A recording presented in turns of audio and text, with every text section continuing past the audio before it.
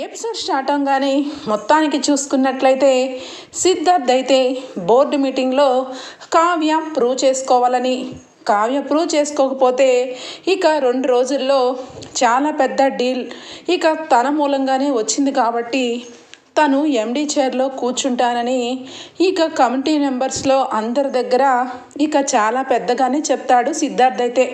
సిద్ధార్థ మాటలకి అందరూ కూడా ఇక తల వంచక తప్పదు. మా మేడం కరెక్ట్గానే ప్రూవ్ చేసుకుంటారు. ఏ మేడం, మీరు తలుచుకుంటే ఎంతలోకి మీకు మీరే ప్రూవ్ చేసుకొని ఇక మీరే ఎప్పటికీ కూడా ఎండి స్థానంలో ఉండాలి అని చెప్పి అందరూ కూడా అంటారు. ఇక సిద్ధార్థ అన్న మాటలకి కావ్యకి చాలా భయం అనిపిస్తుంది. ఇదేంటి ఇప్పుడు ఈ సిద్ధార్థ ఇలాంటి మెలిక పెట్టాడు, ఇప్పుడు ఏ రకంగా ప్రూవ్ చేసుకోవాలి నేను అని చెప్పి కావ్య అయితే ఇక చాలా ప్రశ్నార్థకంగా మారిపోతుంది కావ్య ఆలోచన. ఇంతలోనే ఇక యామిని కాల్ చేస్తుంది. హలో కళావతి, ఏంటి ఆలోచిస్తున్నావా? నువ్వు ఇక అలాగే ఆలోచిస్తూ ఉండు. సిద్ధార్థ్ మెల్లమెల్లగా స్వరాజ్ గ్రూప్ ఆఫ్ కంపెనీ తనే హెడ్గా మారిపోతాడు. అప్పుడు నువ్వు అక్కడి నుంచి మీ పుట్టింటికి వెళ్ళిపోవాలి అని చెప్పి ఇక మాట్లాడుతూ ఉంటే కావ్యకి చాలా కోపం వచ్చి కాల్ కట్ చేస్తుంది. ఇక వెంటనే కూడా కావ్యకి ఏమీ అర్థం కాదు. అసలు ఇప్పుడు ఆ 200 కోట్ల ఆర్డర్ని ఏ రకంగా ప్రూవ్ చేసుకోవాలి? ఇక సిద్ధార్థ గురించి అంతా తెలిసే ఎంత ఈజీగా ఈ విషయంలో నేను ఎందుకు ఊరుకున్నాను?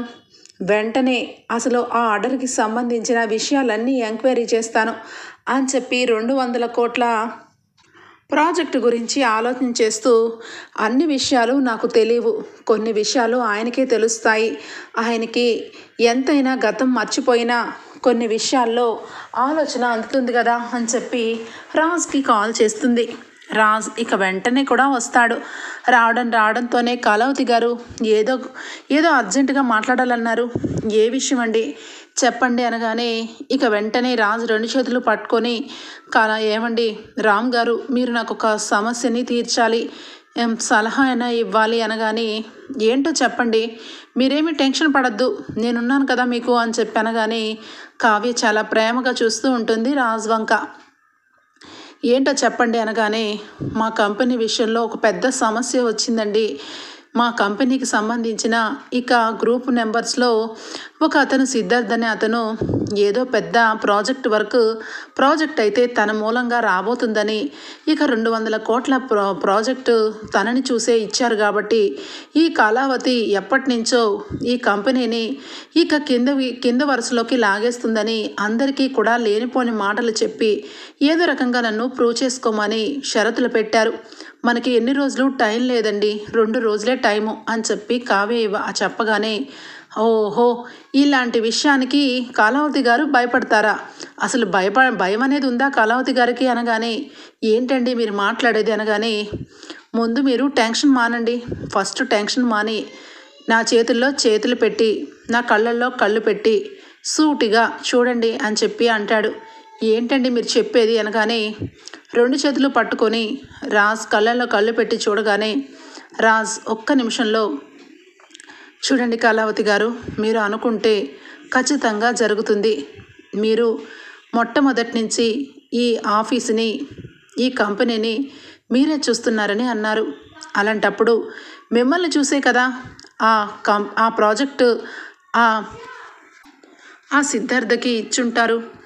అలాంటప్పుడు మీరు ఎక్కడైనా ఆలోచన ఒక్కసారి చూడండి, మీకు ప్రాజెక్టుకు సంబంధించిన అన్ని విషయాలు మీకు గుర్తుకొస్తాయి అని చెప్పి రాజ్ అంటాడు. ఇక వెంటనే కావ్య డిజైన్స్లో నేను అన్ని డిజైన్స్ బాగా వేస్తాను, అవి నగలకు సంబంధించి అమెరికాలో అటు సైడు దేవుడి విగ్రహాలకి వేయాల్సిన డిజైన్స్ సిద్ధార్థ మొహం చూసి ఎందుకు ఇస్తారు? ఖచ్చితంగా ఏదో మతలబు ఉంది. ఈ విషయంలో నేను ఏ రకంగా మిస్ అయ్యానో నేను వెంటనే కూడా ఆ ప్రాజెక్టు ఇచ్చిన అతనికి వాళ్ళ పిఏకి కాల్ చేయాలి అని చెప్పి వెంటనే కూడా కాల్ చేస్తుంది. వెంటనే నమస్తే మేడం, మీరు ఇంత పెద్ద ప్రాజెక్టుని మీరు చేయగలుగుతారనే ధైర్యంతోనే సిద్ధార్థ్ గారు మీ గురించి చెప్పి మరీ ఈ ప్రాజెక్టుని తీసుకున్నారు మేడం అని చెప్పి అంటాడు. ఒక్కసారిగా షాక్ అయిపోతుంది కావ్య. అంటే మీరు చెప్పేది అనగానే ఇంకా ఏముంది మేడం, మీరు శాంపిల్గా పంపించిన డిజైన్స్ సూపర్గా అదిరిపోయినాయి. ఆ డిజైన్స్ చూసి మా ఎండి సార్ ఖచ్చితంగా అమెరికా అటు సైడు మన దేవాలయాలు ఉన్నాయి కదా, అక్కడ మనకు సంబంధించిన నగలని అక్కడ దేవుళ్ళకి ప్రతిష్ఠించినప్పుడు వేయాలని విగ్రహాలని అన్నీ కూడా చాలా బాగా గీసిన మీరు మీ కంపెనీకి సంబంధించిన ప్రాజెక్టు మీకే రావాలని ఇక సిద్ధార్థకైతే ఈ ప్రాజెక్ట్ వరకు అప్పచెప్పడం అయింది అని చెప్పి అనగానే ఇక వెంటనే కావ్య అంటే సిద్ధార్థ్ నా పేరు చెప్పుకొని నా డిజైన్స్ చూపించుకొని ఈ ప్రాజెక్టు తనకే వచ్చిందని ప్రూవ్ చేస్తున్నాడు. కానీ ఇది నేను అందరి ముందు ప్రూవ్ చేయాల్సిన విషయం. అంటే మీరు సిద్ధార్థం సార్ మీరందరూ కలిసి ఒకటే గ్రూప్ మెంబర్స్ కదా మేడం, అందుకే అంత ఈజీగా సిద్ధార్థ సార్కి ఇవ్వడం జరిగింది అనగానే ఇక వెంటనే కావ్య నాకు చిన్న హెల్ప్ చేయాలి, మీరు నా డిజైన్స్ చూసే మీరు ఆ ప్రాజెక్ట్ వరకు ఇచ్చారు కాబట్టి ఇప్పుడు ఒక లైవ్ డెమోలో మీరందరూ కూడా కంపెనీకి సంబంధించిన వాళ్ళందరినీ లైవ్ డెమో ఇస్తారనుకుంటా అనగానే ఎస్ మేడం ఖచ్చితంగా ఇస్తాం, ఎందుకంటే ప్రత్యేకంగా అందరికీ కొన్ని విషయాల్లో ఏవైనా హెచ్చు తగ్గులు ఉంటాయి. మీ డెమోని చూపించడం కోసం ఇక కరెక్ట్గా రేపటి కల్లా మీ అంతలో మీరే కాల్ చేశారు కాబట్టి స్వయంగా మీరే వచ్చి మీరు ప్రూవ్ చేసుకోవచ్చు మేడం అని చెప్పి అనగానే ఒక్కసారిగా కావ్య హ్యాపీగా ఫీల్ అవుతుంది. సరేనని చెప్పి ఇక ఫోన్ పెట్టేస్తుంది. ఈ విషయాలేమీ సిద్ధార్థ్ ఎవ్వరికీ కూడా చర్చించకుండా కావ్య డిజైన్స్ని ఇక దొంగతనం చేసి అక్కడ సబ్మిట్ చేసి ఆ ప్రాజెక్ట్ వర్క్ని తనకంటూ దక్కించుకున్నాడు. ఇక లైవ్ డెమోలో ఏదో ఒకటి చేసి కావ్య డిజైన్స్ని అక్కడ మళ్ళా చూపించడం కోసం ఇక అక్కడ ముందుగానే మాట తీసుకోవడం ఇవన్నీ విషయాలు తెలుసుకుంటుంది కావ్య. ఇక వెంటనే కూడా రాజ్ అయితే చూసారా కళావతి గారు, మీరు అనవసరంగా టెన్షన్ పడ్డారు. ఇప్పుడు లైవ్ డెమోలో మీకంటూ మీరు ప్రూవ్ చేసుకోవాలని ఆ సిద్ధార్థ అన్నారు కదా, ఇప్పుడు నిజంగానే ప్రూవ్ చేసుకోండి. అది మీ డిజైన్స్ చూసి వచ్చిన ప్రాజెక్ట్, అది మీకు సంబంధించిన ప్రాజెక్ట్.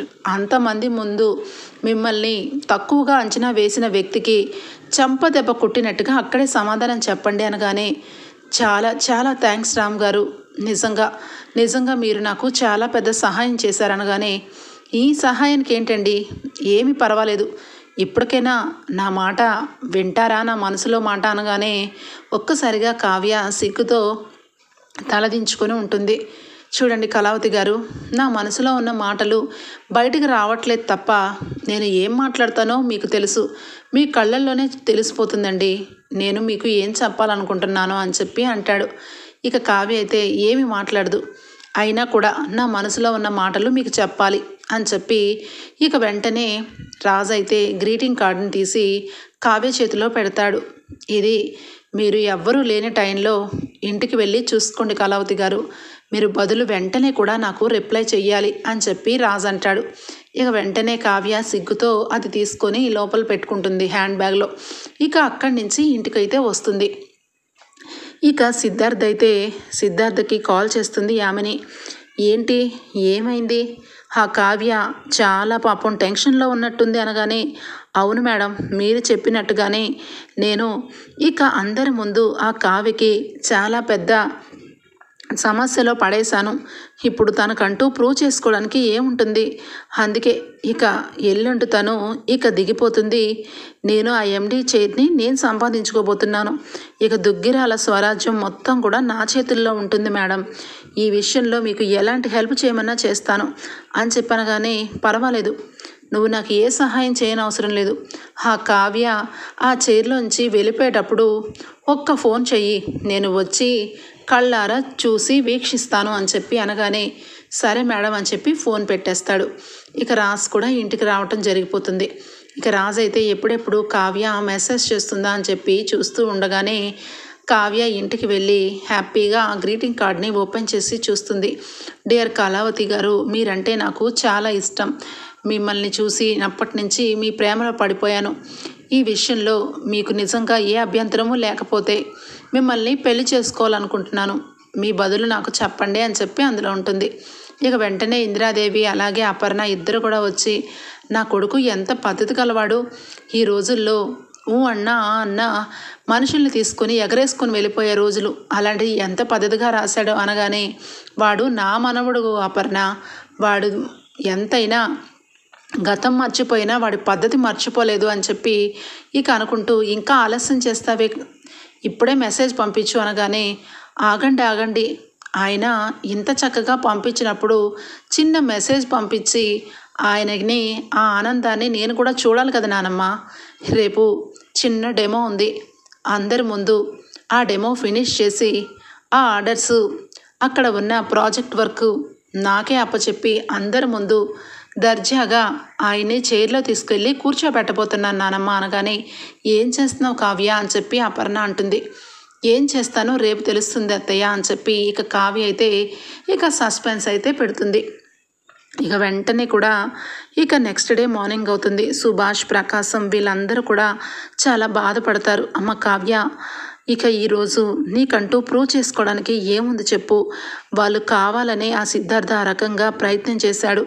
ఇప్పుడు మనం ఉన్న పరిస్థితుల్లో ఏమీ చేయలేము, వాడు ఈ కంపెనీకి సంబంధించిన బాధ్యతలన్నీ చేజిక్కించుకుంటాడు అనగానే, అయ్యో మామయ్య గారు మీరు కంగారు పడద్దు, ఈ కంపెనీ బాధ్యతలు ఎవరి చేతుల్లో పెడితే బాగుంటుందో వాళ్ళ చేతుల్లోనే పెట్టదలుచుకుంటున్నాను అని చెప్పి అనగానే ఇక సుభాష్కి ఏమీ అర్థం కాదు. ఇక మొత్తానికైతే కావ్య లైవ్ డెమో ఇవ్వడం కోసం ఇక అక్కడికి బయలుదేరుతుంది. సిద్ధార్థ ఈ సంగతి కావ్యకి తెలియదు కాబట్టి ఇక కావ్య వేసిన డిజైన్సే 2-3 డిజైన్స్ని పెట్టుకొని యామినికి చెప్తాడు. ఈరోజు కావ్య మేడం వేసిన డిజైన్స్ నేను అక్కడ ఇచ్చేసి ఆ ప్రాజెక్టు మా కంపెనీకి వచ్చేలాగా ఆర్డర్ తెచ్చుకొని ఇది నేను గ్రూప్ మీటింగ్లో సబ్మిట్ చేస్తాను, అప్పుడు కావ్యని ఇక పంపించేస్తారు మేడం అనగానే, అవునా, అలాంటప్పుడు లైవ్ డెమోకి నేను కూడా వస్తాను పదండి అని చెప్పి ఇక యామిని కూడా సిద్ధార్థ వచ్చే మీటింగ్కి వస్తుంది. రాజ్ ఇక వెంటనే కూడా కావ్యకి ఆల్ ది బెస్ట్ చెప్తాడు. ఆల్ ది బెస్ట్ చెప్పి, కళావతి గారు నేను కూడా మీతో రావచ్చా అనగానే, రావచ్చు, కానీ చిన్న విషయం, మీరు లోపలికి రాకూడదు, నేను కొన్ని విషయాల్లో అక్కడ ఒంటరిగానే ఉండాలి అని చెప్పి అందరూ చూసిన రాజుని చూసి గుర్తుపట్టి ఇక అన్ని లేనిపోని సమస్యలు ఎదురవుతాయని రాజుని రావద్దని చెప్తుంది. సరే కళావతి గారు, మీ గురించి నేను కారులోనే వెయిట్ చేస్తాను, ఇక మీరు లోపలికి వెళ్ళి మీరు సాధించుకొని రావాలి అని చెప్పి రాజు అయితే కావ్యని పంపిస్తాడు. కావ్య లోపలికి వెళ్ళి ఆల్రెడీ ఇక తన డిజైన్స్ని అయితే సబ్మిట్ చేసి ఇక ఎవరికీ తెలియకుండా ఒక రూమ్లో అయితే కూర్చుంటుంది. ఇక అప్పుడు సిద్ధార్థ్ కూడా వస్తాడు. సిద్ధార్థ వచ్చి కావ్య డిజైన్స్ని సబ్మిట్ చేస్తూ ఉంటే అక్కడ ఉన్న పిఏ, సార్ ఇవి కాదు సార్, మీరంటూ కొన్ని డిజైన్స్ని ఇక్కడికిక్కడే లైవ్ డెమో ఇవ్వాలి, అది మీరు మర్చిపోయినట్టున్నారు అనగానే, అదేంటి ఆల్రెడీ ప్రాజెక్టు నాకే ఇస్తానన్నారు కదా, డిజైన్స్ ఓకే కదా అనగానే, ఓకే సార్, కానీ అంతకంటే న్యూ డిజైన్స్ ఇంకా పెద్ద పెద్ద కంపెనీలు మాకు ఇస్తున్నాయి, అలాంటప్పుడు మీరు కూడా డిజైన్స్ వేస్తే ఎలాగో కళావతి గారు మీ కంపెనీలో పార్ట్నరే కాబట్టి మీకే ఇస్తాము, కానీ ఇప్పుడు డిజైన్ అయితే మీరు వేయాలి సార్, మీరు కూడా ఆ కంపెనీలో గ్రూప్ ఆఫ్ నెంబర్ కదా అనగానే ఇక ఒక్కసారిగా దిమ్మ తిరిగిపోతుంది సిద్ధార్థకి. అది ఎలాగా అని చెప్పి ఏదో ఇక తనకు వచ్చిన డిజైన్ అయితే వేస్తాడు. ఇక మొత్తానికైతే చాలా టెన్షన్తో సిద్ధార్థ్ అయితే బయటకి వచ్చి కూర్చుంటాడు. అందరి ముందు ఇక డెమోలన్నీ కూడా చూసి కావ్య మేడంకి డిజైన్స్లో పట్టుదల ఉంది. ఈ సిద్ధార్థ్ కావ్య మేడంకి తెలియకుండా కావ్య మేడం స్థానాన్ని కొట్టేద్దాం అనుకుంటున్నాడు అని చెప్పి మెయిన్ ఎండీకి అయితే చెప్తాడు. ఇక వెంటనే అక్కడ డిజైన్స్, ఆ అమెరికాలో ఆ ఆర్డర్స్ అన్నీ కూడా అక్కడ ఉన్న దుగ్గిరాల స్వరాజ్ గారు వాళ్ళ వైఫ్ కళావతి గారిని చూసే ఆ ప్రాజెక్ట్ వరకు మేము ఓకే చేస్తాం, కానీ వీడు మధ్యలో ఈ రకంగా చేస్తాడని ఊహించలేదు అని చెప్పి కావ్యకి పిలిచి పర్సనల్గా సారీ చెప్పి, మరి ఇదిగోండి మేడం, వీటికి సంబంధించిన ప్రాజెక్టుకు సంబంధించిన అన్ని ఆర్డర్స్ మీరే చెయ్యాలి, మీరు మీ భర్త గారే చెయ్యాలి అని చెప్పి ఇవ్వగానే కావ్య చాలా సంతోషపడుతుంది. ఇప్పుడే అనౌన్స్ చేస్తాను, ఇది కావ్య మేడంకి ఆర్డర్ అయితే ఇచ్చామని అందరికీ మేము అనౌన్స్ చేస్తాము అనగానే, అందరికీ చెయ్యండి కానీ ఒక్క సిద్ధార్థకు మాత్రం ఈ విషయం తెలియకూడదు, సిద్ధార్థకి రేపు మార్నింగ్ తెలియాలి అని చెప్పి కావ్య వాళ్ళతో డీలింగ్ కుదుర్చుకొని ఆ ప్రాజెక్ట్ పేపర్స్ అన్నీ తీసుకొని వెనక ద్వారం నుంచి బయటకు వచ్చేస్తుంది. ఇక రాజుని చూసి రాజు అయితే ఓకేనా అని చెప్పి అనగానే ఓకే రామ్ గారు ఓకే, ఇదంతా మీరు చెప్పిన ఐడియానే అని చెప్పి కావ్య చాలా హ్యాపీగా కారులో కూర్చుంటుంది. ఇప్పుడు ఎక్కడికి ఇంటికేనా అనగానే లేదు సరే నేను ఒక చోటకి తీసుకొని వెళ్తాను అక్కడికి రండి అనగానే ఎక్కడికి కళావతి గారు చెప్పండి అనగానే పదండి అని చెప్పి తీసుకొని వెళ్తుంది. ఇక అక్కడ చాలా పీస్ఫుల్గా ఉంటుంది. అక్కడ అంతా కూడా జలపాతాలన్నీ కూడా ఉంటాయి. కళావతి గారు ఏంటి మీరు చాలా హ్యాపీ మూడ్లో ఉన్నారు, కానీ నేనే హ్యాపీ మూడ్లో లేను, మీరు మెసేజ్ చేస్తారేమో అనుకుంటే ఏ మెసేజ్ చేయలేదు అనగానే రామ్ గారు నేను మెసేజ్ చేస్తే మీ కళ్ళల్లో ఆనందాన్ని నేను ఎలా చూడగలుగుతాను, అందుకే మీ కళ్ళ ముందు నేను మీ కళ్ళ ఎదుట నుంచొని మీరు నాకు ప్రపోజ్ చేస్తే ఆ ప్రపోజ్ని ఓకే చేద్దామని ఈ ప్లేస్కి తీసుకొచ్చాను అనగానే ఒక్కసారిగా రాజ్ ఆశ్చర్యపోతాడు. ఇక వెంటనే ఇక రాజ్ అయితే అది సడన్గా ఏ గిఫ్ట్ లేకుండా అనగానే ఏ గిఫ్ట్ ఎందుకు ఉండదు, ఇదిగోండి గిఫ్ట్ అని చెప్పి డైమండ్ రింగ్ని చూపిస్తుంది. ఒక్కసారిగా రాజ్ కళావతి గారు ఈ రింగు అనగానే ఈ రింగ్ మీరు నాకు తొడగాలి పట్టుకోండి అని చెప్పి చేతికిస్తుంది. ఆ రింగ్ని రాజ్ చూడగానే రాజ్కి ఒక్క క్షణం ఒక రకంగా అయిపోతుంది. ఎందుకంటే రాజ్కి యాక్సిడెంట్ జరగకముందు భూత్ బంగ్లాలో కావ్య వేలకి తొడిగిన రింగ్ అది. ఇక వెంటనే రాజ్ అయితే ఒక్క నిమిషం తల ఒక రకంగా అనుకొని ఈ రింగ్ని ఇక కావ్య చేతికి పెట్టి ఐ లవ్ యూ అని చెప్పి ప్రపోజ్ చేస్తాడు. ఇక మీటు అని చెప్పి కావ్య కూడా ఓకే చేస్తుంది. మొత్తానికైతే కావ్య రాజ్ అయితే ప్రపోజల్ అయితే అయిపోతుంది. ఇక కావ్య మెల్లగా నవ్వుకుంటూ సరే రామ్ గారు ఇక నేను వెళ్తాను అనగానే ఓకే కళావతి గారు త్వరలోనే మన పెళ్ళి కూడా జరిగిపోవాలి అని చెప్పి రాజ్ అంటాడు. ఇక మార్నింగే మీరు ఆఫీస్కి రావాలి అని చెప్పి కావ్య చెప్తుంది. ఎందుకని అని చెప్పి అనగానే మీరు నా మాట విని ఎందుకు ఏమిటి అనే క్వశ్చన్స్ అయితే వేయకండి, దయచేసి నాకు మీరు రేపు పొద్దున్నే ఆఫీస్కి రావాలి అని చెప్పి కావ్య చెప్తుంది. ఆ మాటలకి ఇక రాజు అయితే సరేనని చెప్పి వెళ్ళిపోతాడు. ఇక కావ్య ఇంటికి రాగానే ఇందిరాదేవి సీతారామయ్య అందరూ కూడా హాల్లో ఉంటారు.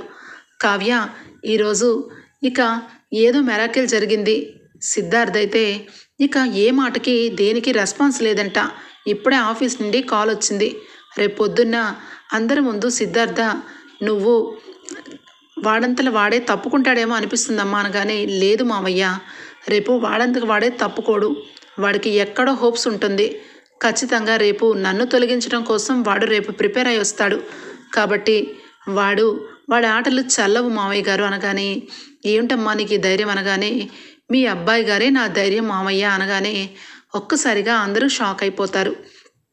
అమ్మ కావ్య ఏం చెప్తున్నావు అని చెప్పి ఇందిరాదేవి అనగానే నానమ్మ మీరు అత్తయ్య ఇంట్లో అందరూ కూడా ఆయన గురించి తక్కువ అంచనా వేశారు, ఆయన నాకు ప్రపోజ్ చేస్తారు, నేను ఓకే చెప్పాను, కావాలండి చూడండి అని చెప్పి రింగ్ చూపిస్తుంది. అందరూ హ్యాపీగా ఫీల్ అవుతారు. నిజంగా నా కావ్య అనగానే అవును, ఇక త్వరలోనే ముహూర్తాలు కూడా పెట్టించాలని ఆయనకంతలా ఆయనే అన్నారు, ఇక త్వరలోనే ఆయన ఇంటికి రావటం ఖాయం, కానీ మావయ్య గారు మీరు ఒక విషయం చెయ్యాలి అనగానే ఏం చేయాలమ్మా చెప్పు అనగానే మీరు ఎండి స్థానంలో నా పేరు రాశారు కదా, నా పేరుకు బదులు మీ అబ్బాయి పేరే తిరిగి మళ్ళా అందరి ముందు అనౌన్స్ చేయాలి మావయ్య గారు అనగానే అదేంటమ్మా వాడికి గతం గుర్తులేదు కదా, వాడు ఒప్పుకుంటారా అనగానే రాజ్ ఆయన ఒప్పుకుంటారు, ఎందుకంటే ఆయన నన్ను పెళ్లి చేసుకోవాలనుకుంటున్నారు, అలాంటప్పుడు ఆయన ఈ ఇంటికి మానవుడే కదా అవుతారు, అలాంటప్పుడు వీటికి సంబంధించిందంతా ఆయన చూసుకోవాలి కదా, అదంతా నాకు వదిలేండి మావయ్య గారు అనగానే సీతారామయ్య చాలా మంచి ఐడియా చేశావమ్మా, రాజ్ ఎప్పటికీ కూడా ఈ ఇంటి మనవడే, ముఖ్యంగా దుగ్గిరాల వారసుడంటే వాడే, అలాంటప్పుడు వాడి పేరు వాడికే అనౌన్స్ చేస్తే తప్పే ఉందిరా సుభాష్ అనగానే వాడికి గతం గుర్తులేదు కదా, వాడు ఆఫీస్ని ఎలా డీల్ చేస్తాడు కావ్య అనగానే ఆయనంతలా ఆయనే ప్రతి ఒక్క విషయంలో ఇన్వాల్వ్ అయ్యి ప్రతి ఒక్క విషయంలో ఆయన గతాన్ని ఆయనే వెతుక్కుంటూ ఆయన గతాన్ని గుర్తు చేసుకుంటారు మావయ్య, మీరేమి టెన్షన్ పడద్దు అని చెప్పి అంటుంది. ఇక వెమ్మటే కూడా ఇంట్లో అందరూ సంతోషపడతారు. ఇక నెక్స్ట్ డే మార్నింగే ఆఫీస్ మీటింగ్ అయితే ఇక స్టార్ట్ అయిపోతుంది. ఇక సిద్ధార్థ్ అయితే ఫుల్ కాన్ఫిడెన్స్గా ఉంటాడు. ఇక ప్రాజెక్ట్ వర్క్ని ఇక నాకే ఇస్తారు. ఈరోజు ఎర్లీ మార్నింగ్ ఈ అడ్రస్కి 10:30 కల్లా వస్తానన్నాడు. నా డిజైన్స్ చూసి ఇక ఖచ్చితంగా నాకే ఓటు వేసుంటారు. ఇక నేను ఇక్కడ గెలవడం ఖాయం. ఈ కావ్యని ఇక సీటు నుంచి దింపేయడం ఖాయం అని చెప్పి వెంటనే యామినికి కాల్ చేస్తాడు. యామిని సరేనని చెప్పి బయలుదేరుతుంది. ఇక కావ్య అయితే చాలా కాన్ఫిడెన్స్గా ఇక మొత్తానికి ఆఫీస్కి బయలుదేరుతుంది. ఇక వెంటనే అప్పుకి కాల్ చేసి పెడుతుంది. అప్పు, నేను చెప్పిందంతా విన్నావు కదా అనగానే, మొత్తం విన్నానక్క, ఇక్కడ రెడీగానే ఉన్నాను, వెంటనే వస్తానక్క అని చెప్పి అంటుంది. ఇక వెంటనే కావ్య చాలా ఆనందంగా ఇక అక్కడికైతే వస్తుంది. ఇక వెంటనే కూడా రాజ్ కూడా వస్తాడు. రాజుని తీసుకొని యామినినే వస్తుంది. ఎందుకంటే కావాలని ఇక యామిని అందరి ముందు కావ్య ఓటమిని చూపించాలి రాజ్కని పన్నాగం వేస్తుంది. ఇక కావ్య అలాగే సుభాష్ అందరూ కూడా బోర్డు మీటింగ్లో ఉండగానే రాజ్ అయితే యామినితో చెప్పి ఇక రూమ్లో కూర్చొని ఉంటాడు. యామిని అయితే, నాకు కూడా అదే కావాలి బావా, నువ్వు అక్కడ ఉంటే అందరూ గుర్తుపడతారు, కానీ నువ్వు ఎక్కడ ఉంటూనే ఆ కావ్య బాధపడుకుంటూ వెళ్ళిపోవడం నా కళ్ళారా చూడాలి కదా, నువ్వు కూడా చూడాలి కదా అని చెప్పి ఇక తన గోతిని తనే తవ్వుకొని మరీ ఆఫీస్కి వస్తుంది. ఇక అందరి ముందు దుగ్గిరాల కుటుంబం గురించి అందరి ముందు ప్రూవ్ చేసుకోలేదు, రాజ్ అనే వ్యక్తే లేడు, ఇప్పుడు ఈ ఆడ మనిషి ఏ విధంగా ప్రూవ్ చేసుకోగలిగిద్ది, చేసుకోలేదు, కావాలంటే తన్నే చెప్పమనండి, ఈ ప్రాజెక్ట్ వర్క్ తను ఫినిష్ చేయగలదా లేదా చెప్పండి కళావతి గారు, కావ్య గారు అని చెప్పాను. కానీ ఇంతలోనే ఇక మేనేజర్ అయితే వస్తాడు. ఇక మేనేజర్ని చూసి సిద్ధార్థ్ అయితే, అమ్మయ్య, అందరి ముందు వచ్చి నా పేరుని అనౌన్స్ చేసి ఈ ఆర్డరు నన్ను చూసి వచ్చిందనే చెప్తాడు అనగాని మురిసిపోతూ ఉంటే, మేడం ఈరోజు చాలా హ్యాపీగా ఉంది మేడం, ఈ ప్రాజెక్టు మీరే సంపాదించారు, మిమ్మల్ని చూసే ఈ ప్రాజెక్ట్ ఓకే అయింది, ఒకటా రెండా ఏకంగా 200 కోట్ల ప్రాజెక్ట్ వరకు కళావతి మేడంకే దక్కింది అని చెప్పి అందరూ కూడా క్లాప్స్ కొడతారు. దెబ్బకి షాక్ అయిపోతాడు సిద్ధార్థ్ అయితే. ఏం మాట్లాడుతున్నారు మీరంతా, కళావతి గారి కావ్యని చూసి ఇవ్వడం ఏంటి అనగానే ఇక వెంటనే కావ్య అయితే సిద్ధార్థ చంప పగల కొడుతుంది. మేడం మిమ్మల్ని అనగానే, షడప్, అసలు నువ్వు గ్రూప్ ఆఫ్ మెంబర్వేనా, ఈ కంపెనీకి కావాల్సింది నీలాంటి వాళ్ళు కాదు, ఎప్పుడెప్పుడు చైర్మన్ చైర్ కుట్టేద్దామని చూసే నీలాంటి గోతికాడ నక్కలు ఈ గ్రూప్ ఆఫ్ మెంబర్లో ఉన్నా వేస్టే, నువ్వు ఇప్పుడే ఇక్కడి నుంచి వెళ్ళిపోవాలి అనగానే, ఏం మాట్లాడుతున్నావు కావ్య, నన్ను చాలా తక్కువ అంచనా వేసావు, నేను ఈ విషయంలో అసలు విడిచిపెట్టను, నువ్వు ప్రూవ్ చేసుకోవాలని చెప్పానని ఏదో మాయ చేసావు అనగానే, ఏ మాయ చేయలేదు, నువ్వు యామినితో చేతులు కలిపి ఈ కంపెనీని ఇక తప్పుదారి పట్టించాలనుకున్నావు, అదే నాకు మొత్తం తెలిసే నిన్ను ఈ రకంగా దెబ్బ కొట్టాను, ఈ ప్రాజెక్ట్ వర్క్ నా డిజైన్స్ చూసి ఇచ్చారు కాబట్టి అది నా మూలంగా వచ్చిన ప్రాజెక్టే, కానీ నేను మళ్ళా రెండొకసారి ఇక ప్రూవ్ చేసుకున్నాను, ఇదిగో నువ్వు చెప్పిన ఈ ప్రాజెక్ట్ వర్కే కదా నీ మొహం చూసి ఇచ్చారన్నావు, కానీ కాదు, నా డిజైన్స్ చూసి ఓకే చెప్పారు, చెప్పండి సార్ అనగానే, అవును మేడం, అవునండి, మిమ్మల్ని చూసి ఈ డిజైన్స్ని చూసి కాదు, మేడం పేరు చూసి మేడం చేసిన డిజైన్స్ చూసే మేము ఈ ప్రాజెక్ట్ వరకు ఇచ్చాం, మా ఎండి సార్ కూడా కావ్య మేడం చూసే ఇచ్చారు, అది మీరు తప్పుగా అందరి ముందు చెప్పి మీరు ఈ రకంగా మోసం చేశారు, అది కాదు, అది అబద్ధమని చెప్పడం కోసం ఇక్కడికి పంపించారు అని చెప్పి అందరి ముందు సిద్ధార్థని పరువు పోయేలాగా మాట్లాడతారు. ఇక వెంటనే యామినికి ఏమీ అర్థం కాదు, ఇదేంటి ఈ రకంగా జరిగింది అని చెప్పి వెంటనే, బావా వెళ్దామా బావా అనగానే, ఆగు యామిని అని చెప్పి కావ్య వస్తుంది. అందరి ముందు రాజుని పిలిచి, ఏమండి రామ్ గారు, నేను చెప్పినట్టుగా మీరు చెయ్యండి ప్లీజ్ అనగానే, చెప్పండి కళావతి గారు, ఏం చెయ్యాలో చెప్పండి అనగానే ఇక లోపలికి రూమ్లోకి తీసుకొని వస్తుంది. అందరూ కూడా, రామ్ గారు, రాజ్ గారు, మీరు ఇక్కడే ఉన్నారా, అనవసరంగా మీరు లేరేమోనని చాలా పెద్ద గొడవలు జరిగాయండి అనగానే అందరినీ చూసి రాజ్ అలానే చూస్తూ ఉంటే ఇక వెంటనే సుభాష్ వచ్చి, బాబు, నువ్వు మా కోడల్ని పెళ్లి చేసుకోబోతున్నావని మాకు రాత్రే చెప్పింది. అందుకే పవర్ ఆఫ్ పట్టాని మీ పేరు మీద మార్చాము. ఇక నుంచి కావ్యని పెళ్లి చేసుకోపోయే భర్తగా దుగ్గిరాల వారసుడుగా నిన్ను అనౌన్స్ చేయమన్నారు మా నాన్నగారు. రా బాబు రా అని చెప్పి కుర్చీలో కూర్చోపెడతాడు సుభాష్. అయితే అందరూ క్లాప్స్ కొట్టి దండలు వేస్తారు రాజ్కైతే. రాజ్ కావ్య వంక చూస్తూ ఉంటే, చెప్పాను కదా మీరు ఏ మాటలా మాట్లాడకూడదు అనగానే ఎంతలోనే వెంటనే కూడా అప్పు వస్తుంది. రాజ్కి ఏమీ అర్థం కాదు. ఆ రకంగా చూస్తూ కావ్య ఎందుకు ఈ రకంగా ప్రవర్తిస్తుందా అని చెప్పి అనుకుంటూ ఉండగానే ఇక వెంటనే అప్పు వస్తుంది.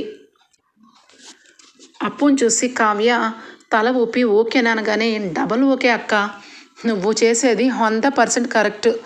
బావకి అంతా గతం అంతా కూడా గుర్తుకు తెచ్చేలాంటి పనులన్నీ చెయ్యి, ఏ తప్పు లేదు. అసలు బావ దుగ్గిరాల వారసుడని అనౌన్స్ చేయడమే కాదు, బావ నిన్ను పెళ్లి చేసుకున్న స్వరాజ్ దుగ్గిరాల అని కూడా చెప్పచ్చు అనగానే, అప్పు ఏం మాట్లాడుతున్నావు అని చెప్పి రాజ్ అనగానే వెంటనే యామిని, ఏం మాట్లాడుతున్నావు? రాముని పట్టుకొని మా బావ రాముని పట్టుకొని స్వరాజ్యం చేసేసి దుగ్గిరాల వారసులని అనౌన్స్ చేసేయడమేనా అనగానే, చేసేయచ్చు. ఎందుకంటే మా బావకి గతం మొత్తం గుర్తు చేయడానికి అతనికి సంబంధించిన అన్ని పాత విషయాలన్నీ గుర్తు చేయొచ్చని మాకు డాక్టర్ చెప్పాడులే అనగానే, ఏ డాక్టర్ చెప్పాడు? అసలు ఎవరి గురించి మాట్లాడుతున్నారు అనగానే రాజు వచ్చి, అప్పు ఏం మాట్లాడుతున్నావు? నా పేరు రామే కదా, కానీ కళావతి గారు చెప్పమన్నట్టుగా స్వరాజ్గా ఇక్కడ కూర్చోమన్నట్టుగా కూర్చున్నాను తప్పించి నా పేరు రామే కదా అనగానే, లేదండి, మీరు నిజంగానే మీరు స్వరాజ్ గారే, మీరు ఎవరో కాదు, నా భర్తే అని చెప్పి అంటుంది కావ్య. ఒక్కసారిగా యామిని, ఏ కావ్య ఏం మాట్లాడుతున్నావు? ప్రాణాలు పోతాయన్నా కూడా తెగించి మాట్లాడుతున్నావా అనగానే, తెగించి మాట్లాడడానికి నేనేమి నీలాంటి దాన్ని కాదు, ఆయన కట్టుకున్న భార్యని. ఏమండి, మీరు ఎవరో కాదు, నిజంగానే ఈ కంపెనీ వారసుడు, మీరు రామ్ కాదు దుగ్గిరాల స్వరాజ్ అని చెప్పి కావ్య నిజం బయటపెడుతుంది. ఒక్కసారిగా రాజ్ అయితే అలానే స్టక్ అయిపోయినట్టుగా అయిపోతుంది. వెంటనే ఇంజెక్షన్ అయితే చేసేస్తుంది. ఇక డాక్టర్ వచ్చి వెంటనే కూడా రాజ్ సొమ్మసిల్లిపోతాడు. ఏయ్, నా బావను ఏం చేయబోతున్నావు అంటే అప్పు చాచి చంప మీద కొడుతుంది. ఏం చేయడం ఏంటి, అతను మా ఇంటి సభ్యుడు, మా అక్క భర్త, మేమేం చేస్తాం? గతాన్ని గుర్తు చేసే ప్రయత్నం చేస్తాం. ఆగు, ఒక్క అరగంట తర్వాత బావకి లెగిసి గతం గుర్తు తెచ్చుకొని నీ చెంపలు 2 వాయిస్తాడు, ఆ తర్వాతే నీకు అరెస్ట్ వారెంట్ అనగానే ఏం చెయ్యాలో అర్థం కాదు. ఇక వెంటనే కావ్య ఏమండి అని చెప్పి రాజుని లేపుతుంది. రాజు మెల్లగా కళ్ళు తెరుస్తాడు. నేను చెప్పాను కదమ్మా, ఆయనకి ఏమీ కాదు, ఆయన నిన్ను గుర్తుపడతాడు, గుర్తుపట్టకపోయినా పర్వాలేదు, కానీ ఆయన గుర్తుపట్టడానికి 99% అయితే చాలా వరకు ఇక్కడ జరిగినవన్నీ కూడా ఆయనకు గుర్తు తెస్తుంది అనగానే రాజ్ కళ్ళు తెరవగానే కావ్య కనబడుతుంది, సుభాష్ కనబడతాడు. ఇద్దరిని చూసి ఇక అలానే దగ్గరకు వస్తూ ఉంటే లోపల దండం పెట్టుకుంటూ ఉంటుంది కావ్య. ఇక వెంటనే యామిని, బావా అనగానే పక్కకు తిరిగి చూస్తాడు. అమ్మయ్య, గతం గుర్తు రాలేదు అని చెప్పి, బావా వీళ్ళందరూ కలిసి ఏదో చెయ్యాలనుకుంటున్నారు, పదబావా ఇంటికి వెళ్ళిపోదామని చెప్పి చేయి పట్టుకోగానే చెయ్యి ఒక్కసారిగా ఇస్సిరి కొడతాడు రాజైతే. బావా అనగానే చంప చెళ్ళుమని వాయిస్తాడు. బావా ఏంటి అనగానే 2వ చెంప వాయిస్తాడు. ఎవరు బావా, అసలు నీకు నాకు సంబంధం ఏంటి? నువ్వు యామినివి, నేను స్వరాజ్ దుగ్గిరాల, నా భార్య కళావతి, నువ్వు నా చేయి పట్టుకొని ఎక్కడికి తీసుకొని వెళ్తున్నావు అని చెప్పనగానే దెబ్బకి ఫీజులు ఎగిరిపోతాయి యామినికి.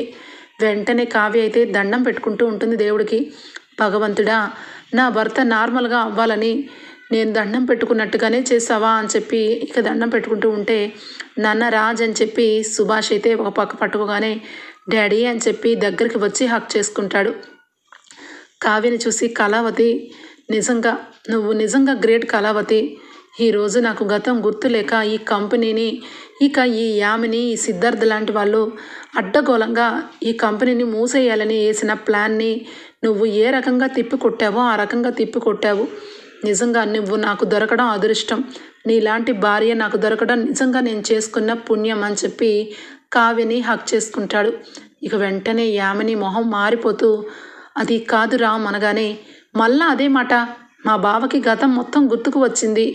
యామిని కామిని పిశాచి అని చెప్పి ఇక అప్పు అనగానే ఏ అంటే ఏ పద అని చెప్పి 2 చేతులకి సంకెళ్ళు వేసి ఈడ్చుకు వెళ్ళిపోతుంది అప్పు. మొత్తానికైతే కంపెనీని రాజ్ చేతిలో సుభాష్ పెడతాడు. సుభాష్కి ఇక చాలా ఆనందంతో రాజ్ కావ్యకి కూడా మరొకసారి పెళ్లి చేయాలని చెప్పి ఇక వెంటనే కూడా రాజ్ కావ్యని ఇంటికి తీసుకొని వెళ్ళిపోతాడు సుభాష్ అయితే. ఓకే ఫ్రెండ్స్, రాబోయే ఎపిసోడ్స్లో ఈ విధంగానే జరగబోతుంది.